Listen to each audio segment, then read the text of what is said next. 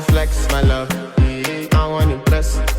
and I want to carry my love away to a place she loves. I'm a man, I want to impress, and I want to carry my love